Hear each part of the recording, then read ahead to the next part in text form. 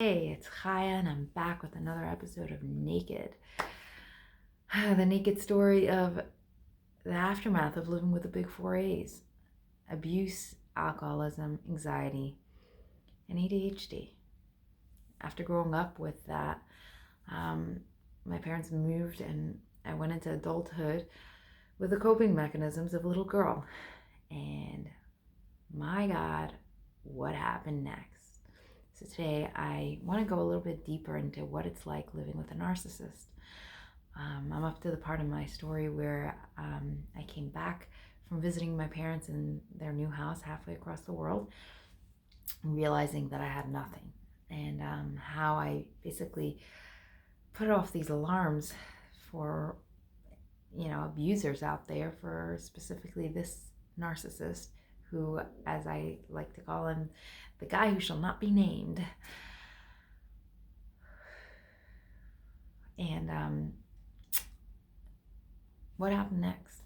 So in the last two episodes, I went into a little bit of the background on understanding about narcissism, and today I want to go deeper into what it's like living with it, so that I can give you the ability to understand someone else going through it, or wake up something inside of you that says, oh my God, I'm going through this.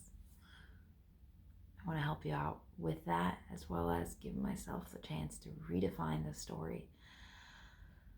So let's bring God into this picture.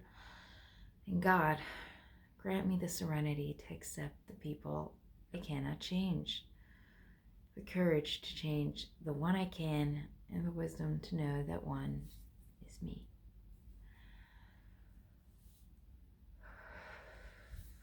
So I look at the picture that I used. It's pretty much one of the only ones I have that's not filtered. And it, as you can see, it's really bad quality. But really what I look at is my eyes. There's something very dead about it.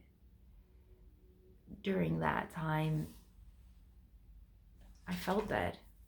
I felt numb. I feel numb when I think about it, when I try to talk about it. And, I'm doing naked, so I'm trying to be naked. And it's like so many protection walls have been built around this story just so that I can survive during it, and now also because the stories are horrific. I don't remember all of them, but I want to give you some so that you know the truth about what it is like to live with a narcissist and some of the signs. So he would, in the beginning it was small. He started, commenting how I should have bigger breasts, which at this point I do have, and that's just funny. I'd like to use humor when we go to deep places. I remember when he originally said it, and I kind of laughed. I'm like, I'm not doing a boob job, like that's crazy. And he's like, okay, so we'll find a natural way for you to, gain cleavage and gain.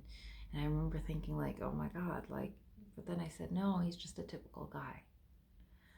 And then he started commenting on other parts of my body and how he thought and what he thought it should be. And, it didn't make a difference if I was skinny or fat. It wouldn't make a difference. It was just a matter of, it's not perfect. It will never be perfect. You will keep trying and you'll never get it right. Now, I had struggled with my body dysmorphia already for years. I had been really, really skinny at one point, and I still had this moment of anorexia and bulimia, which I can talk about at another time. But when he started telling me these kind of stuff, that fear and that feeling showed back up, and I got the urge to not eat. I got the urge to vomit. I got the urge to just, I hated me for not being good enough for him. And that was just some of the small signs. And then he started telling me, different stuff about, this is like embarrassing, but it should be for him, not for me. So I have, like this, like most humans. And he decided he didn't like that. And since I didn't want to go get it issue with it, he decided to shave it for me, which was horrific. And that's the first time I'm saying it out loud. It was horrific to watch how, first of all, I felt powerless, and I was scared. I remember thinking that he might shave my whole head off. And then, you know, it grew back and it was worse, and I had to keep up what he decided to do, and it took years until it got better. Years.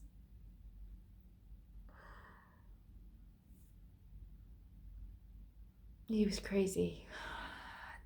That was just on the physical aspect, what he was doing to make me feel physically not okay. Then was the emotional aspect of bringing up every bad story I've ever been in, bringing up my parents and the abuse that they created, bringing up, you know, all the lines that my dad had said that he knew of.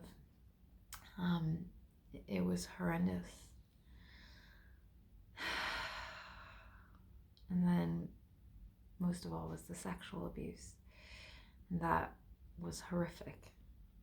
And before we go there, actually, at the time that he started talking about my body and all that, it was crazy. He had opened another Facebook account for me with the pictures of the girl he would wish I was. And told me it was a joke and I should just, you know, I can use it to like spy on people and whatnot. And I thought it was a joke and I thought it would be funny, but what was actually happening was I was wishing I was this girl. I was posting pictures of this beautiful model, and every time I was living what he wanted.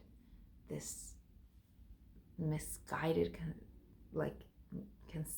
notion that like if I would become this girl, perhaps he would love me or I'd be good enough.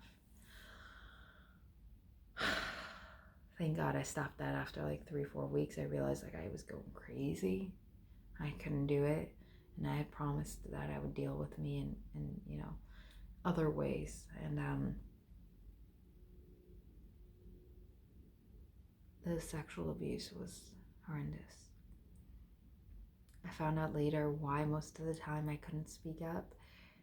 He was actually slipping me Xanax, and I was on it for most of the time I was with him. But eventually I was even smoking up every single day from morning to night just to survive because I couldn't. So I was helping him. I couldn't get out in my head. I couldn't get out. There were threats all day, all the time. There were threats to my family, to those nieces over there that I love.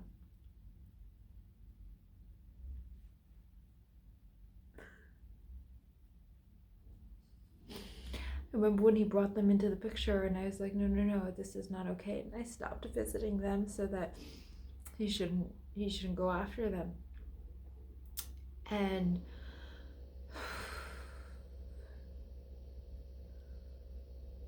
it's gonna take more than one episode to go into the details, but it was horrific. At some point we were moving around to different hotels and different like houses, different places. I lost the will to live. I lost the will to fight. I did fight, which was why he liked me, because I would always find a way to fight in between the helplessness, because I was used to it already. I lived all my life in this helpless place and I had learned to fight. So I was perfect for him. I kept him on his toes and you know, but would still break down, so he would have that satisfaction. And I think we're gonna wrap up with that for now. But I want to bring out one point. Whether you're going through this and this woke up that, or whether you know someone that's going through something that might be similar, when you're in that space, or you deserve compassion. You deserve it all day, every day, but then you need it more than ever. So if you're looking yourself in the mirror now and what I said resembles some of your reality, please look at yourself with compassion, with understanding, with sadness, with care. Hating yourself won't help the situation, it will continue it. You will only get out when you finally deserve it in your eyes. You always deserve it, but when in your eyes you deserve it, you will find a way out. I will talk about the way out as well, and you'll understand how I got out, and perhaps you can get out even smoother than I did. And if you know someone else that's going through this, please be compassionate. Understand them. Give them the space, because they might not be giving it to themselves. They definitely aren't getting it from their partner. And I wanted to end off by bringing God into this picture yet one more time. God, grant us the serenity to accept the people we cannot change, the courage to change the one we can, and the wisdom to know that one is me. All right, if you like what I'm doing, if you believe in the mission, please, if you like the videos I'm posting, please like and subscribe. Now, see you.